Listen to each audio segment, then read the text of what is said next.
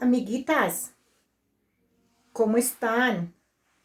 Amiguitos, besitos, abrazos, eh, bendiciones, muchas bendiciones de parte del maestro, un beso gigante para cada uno, para cada una, muy grande el beso que yo les mando en el día de hoy, un abrazo gigante también para aquellos que se sienten solitos o están solitos, que hace falta un abrazo, no solamente se hace falta el abrazo del Eterno, sino que también nos hace falta el abrazo de un amigo, de un papá, de un hermano, de una hermana, y que de pronto no lo tenemos. A veces nos consolamos nosotros mismos, ¿verdad? Y decimos, bueno, con el abrazo del Eterno no me hace falta más nada. Mentiras, que sí nos hace falta porque, mis amados, él mismo dice en su palabra que vio que Adán estaba solo y dijo, no es posible que el hombre esté solo, le voy a hacer su ayuda, ¿verdad? Entonces, todo el mundo necesitamos ese cariñito, ese abracito, esa palabrita de ánimo que necesitamos cada uno en medio de la soledad. Yo no sé quiénes estarán solitos en este momento, yo estoy solita. Y por eso, como yo sé que hace falta un abrazo, yo te envío mi abrazo donde estés. Donde estés, donde te encuentres, como te encuentres, te envío un abrazo fuerte y un besito. Y entonces cuando miramos la historia del hijo pródigo, vemos el amor del padre reflejado ahí. Vemos el amor de este padre, a pesar de que usted y yo sabemos de que esto es una parábola, era un ejemplo que el Eterno, que Yeshua va contando en su caminar en esta tierra. Y dice, todo el mundo conocemos que el hijo pródigo se fue, que pidió su herencia, hemos escuchado también que nos han enseñado que malagradecido, que quería que su papá se muriera, que como pide la herencia en vida, que bueno, muchas cosas hemos escuchado la crítica del hijo pródigo. Y entonces lo vemos como si hubiera, todo lo que hizo fue malo, se fue, se gastó el dinero, se sinvergüenció, dice la palabra que se lo gastó en prostitutas, todo eso, ¿verdad? Pero tú y yo nos hemos preguntado por qué se fue. ¿Alguna vez te has preguntado tú por qué se fue el hijo pródigo? Si ahí no faltaba nada, fíjate que la palabra misma nos enseña que cuando él por allá se queda sin dinero, sin nada, entonces dice la palabra que él se fue y se arrimó a unas marraneras, digámoslo así, y pidió trabajo allá, y más sin embargo, que aunque le dieron trabajo no le daban comida. Y dice la palabra que él se acordó y dijo, eh, en la casa de mi padre hasta los jornaleros comen bien. Entonces date cuenta que él, la condición de vida que él tenía en su casa era una condición de vida muy buena. No le faltaba nada. Si él recordó de los empleados, de los criados, aparte de eso, la vida de los criados tuvo que verse una vida muy buena, porque acordate que él dice, voy a regresar y le voy a pedir a mi papá que me reciba como esclavo, como si fuera uno de sus empleados.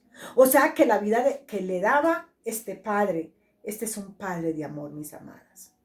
Así es que nuestro padre nos trata. O sea, el ejemplo o la parábola que Yeshua cuenta hoy es lo que es el Padre con nosotros. Fíjate, es tremendo porque a veces nos ven con los ojitos cuadraditos o nos ven rayadito a los que estamos fuera de la congregación. En verdad, que cuando dice la casa de mi padre, es la cobertura del padre. El hombre se fue, se apartó de la cobertura. ¿Y la cobertura cuál es? La presencia del padre. No es el altar, no es una religión. Mira, mi amado, yo te voy a decir una cosa. Busca al Padre Eterno, no busques una religión. La religión no te va a salvar. Yo no he visto que Jesús hubiera muerto en el madero por una religión. La palabra nos enseña que Él de tal manera amó Dios al mundo, ¿verdad? Él no dice de tal manera amó Dios a la religión, de tal manera amó Dios al evangélico, de tal manera amó Dios al cristiano. No, no, de tal manera amó al mundo. Y en ese mundo estamos tú y yo. Por eso es que tenemos que cuidar mucho la boquita, los religiosos que dicen, es que como yo no soy mundana, entonces no, Yeshua no murió para ti. Yeshua no murió para ti, porque él murió porque su palabra nos enseña que de tal manera amó Dios al mundo. Y tú y yo vivimos en el mundo, tú y yo somos mundanos, ¿verdad? Entonces, vemos el amor de este Padre tan poderoso. El hijo pródigo no tenía ningún recuerdo malo de su padre. Se nota que no, porque él dice, en la casa de mi padre, hasta los jornaleros comen bien. Y yo por aquí queriéndome comer un poquito de la comida de estos cerdos. Qué hermoso, ¿verdad? Qué hermoso uno poder contar con ese privilegio que donde tú vas, el amor del Padre no te falta. Donde estés, fíjate, a veces nos han enseñado que cuando tú no te congregas, cuando tú no visitas una religión, cuando tú no visitas, entonces dice que el amor del Eterno no está contigo, o el amor del Eterno, o no eres merecedor del amor del Eterno. Pero fíjate que lo hermoso que es, de tal manera amó Dios al mundo que dio a su único hijo, por ti y por mí. Entonces, como les decía yo, no nos hemos preguntado por qué se fue el hijo pródigo de la casa. Si lo tenía todo, solamente hemos visto las críticas, cómo es posible que él se fue, cómo es posible que le pidió la herencia al papá, ¿verdad? Pero cuando analizamos el regreso de él a su casa, podemos ver el recibimiento de su hermano. O sea, si analizamos la vida de su hermano, él se fue cansado de su hermano. Él se fue quizás decepcionado. Dime tú cómo sería la vida a cuadritos que le hizo este hombre. O sea, es que no vemos sino lo que a nosotros nos conviene. Y te voy a decir una cosa. Cuando él regresa, su padre dice su palabra que lo está esperando. Él no ha entrado a la casa aún, cuando su padre sale a su encuentro. Él viene y lo primero que el Eterno le dice a los criados, mira, no lo dejó siquiera decir. Él había planeado venirle a decirle al papá, papá, perdóname porque he pecado contra ti, contra el cielo, y yo hoy vengo como un criado. El Eterno, el Padre ni lo dejó que dijera que lo recibiera como criado, sino que inmediatamente llama a los criados y le dice, pone calzado. El calzado significa, el que está descalzo significa que era esclavo, el esclavo. Él venía de la esclavitud, de la pobreza, de la ruina, del pecado, de todo lo que había encontrado en su caminar. Por eso el padre le dice al que póngale unos zapatos. Y luego le dice, pónganle un anillo. Un anillo que es símbolo de autoridad. O sea que ya iba a entrar a la casa con todos los fierros, como decimos nosotros. Iba a entrar con todos los derechos. Pero ¿qué pasó? Vemos que él ya entra vestido como el hijo del rey, vestido, calzado, con el anillo de autoridad. Él entró otra vez como el hijo. Pero claro, cuando el hermano se entera que hay fiesta, se molesta. Y yo te voy a decir una cosa. Hoy en día hay hermanos que se molestan cuando una persona se convierte, cuando una persona se arrepiente, cuando una persona viene a buscar al maestro y lo primero que dice, ¡ah! Y fue que ese vino a los pies del maestro con lo que ha sido, con esa condición de vida tan horrible que ha tenido. ¿Y ahora qué se cree? Es que somos muy crueles, mis amados. Yo siempre he pensado que cuando cada que yo veo la condición de los religiosos, es muy cruel la religión. Por eso es que yo te digo, no busques una religión.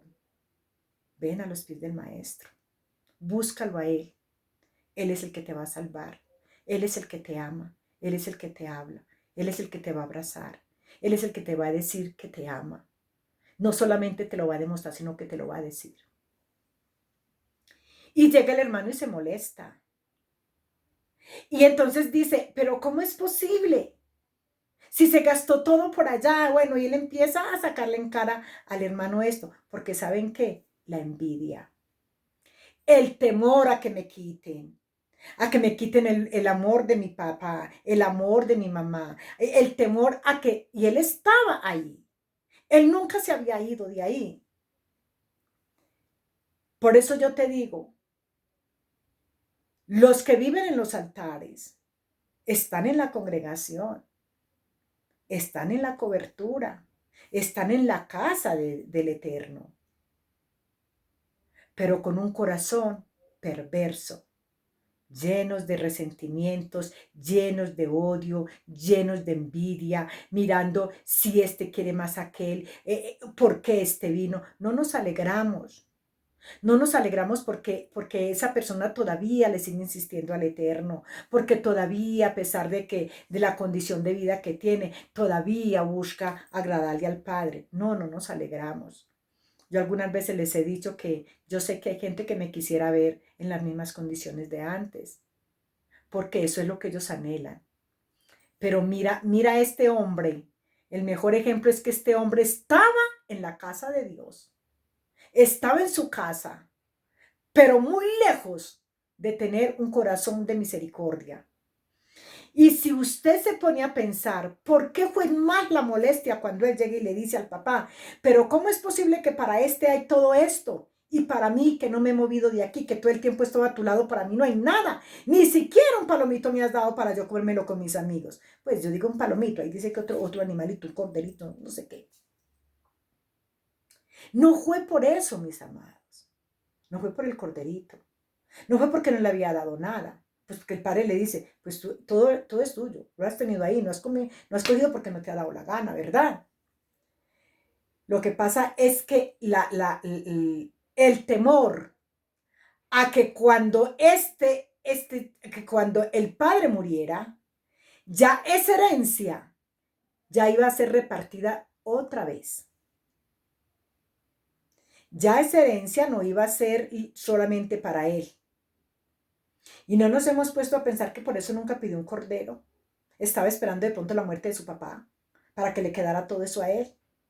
Porque es que nosotros a veces es que nos damos nada más para hablar lo de uno, del que se fue, el que no está en la congregación, el que no comparte, el que no viene a la casa, el que abandonó el hogar. Pero mira, hay veces que nos toca marcharnos. Hay cosas que no podemos estar. Hay momentos en que usted no puede estar ahí. Y no es porque le hubiera dado la gana de irse. A lo mejor, ¿cuánto tiempo estaría el hijo pródigo cargando a este hermano tan egoísta? Y así hay en las congregaciones, así hay en la casa del Señor. En vez de alegrarse en cuando uno regresa o en vez de alegrarse en cuando la persona se convirtió. Mira qué bueno, me enteré que tu hijo, que tu esposo o que tu hermano se convirtió. Mira, yo voy a orarle al Eterno para que lo sostenga de su mano derecha. Bueno, no, nos molesta porque somos egoístas, porque no conocemos la misericordia. Porque creemos que solo nosotros tenemos derechos. Pero por eso te digo, ven a los pies del maestro.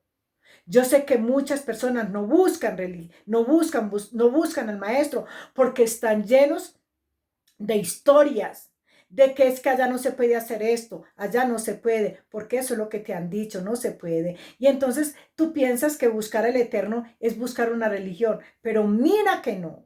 De tal manera amó Dios al mundo. Estamos entonces, estas personas que se llaman ser, que no son mundanas, ¿cómo van a ser para ser salvas si no son mundanas? Yo soy ese mundo. Yo soy ese mundo. Yo camino por este mundo. A mí me da mucha nostalgia. Me da mucha nostalgia saber que hay tantas personas con tanto deseo de amar al Eterno, de buscarle, con tanto deseo de conocerle. Porque es que yo hablo con mucha gente y yo noto que la gente dice, no, hábleme más, dígame más, pero ¿por qué no se congregan? Digo yo, por lo mismo. Porque es que ella tiene que ser así, porque es que ella me dijeron que tenía que ser así. Los mismos religiosos son los que se cargan. Por eso yo te digo, esta gente ni llega ni dejan llegar. Mira lo que pasa con este hijo. Él no disfrutaba nada de lo que había en casa. Estaba en la casa de su padre, no lo disfrutaba, pero tampoco quería que otro llegara y lo disfrutara. Es una pena, mis amados. Entonces le ponemos condiciones a la gente, tienes que ser así, tienes que dejar esto. No, y yo les he dicho, nadie deja nada. El Eterno nos quita. Él nos va quitando día a día, Él va quitando esas piedrecitas, esas arenitas que molestan. Él va quitando, hace mucho tiempo a mí me decía un chico, porque yo les digo es porque a mí también me lo decían, a mí me gustaba mucho escuchar de la palabra, pero hace muchos años. Pero entonces él me decía, venga, venga, vamos a la congregación. Y yo le decía, ay, no, es que allá que tiene uno que ir de esta manera y que tiene que ir de esta, y llega uno y no inmediatamente le quitan eso, pero no es allá en el altar. Es las personas que se congregan ahí, las que te ponen esas cargas. Por eso yo te decía ayer, para el Señor nada es imposible, ni nada de lo que somos nosotros Él desconoce. Él todo conoce, Él conoce todo de nosotros.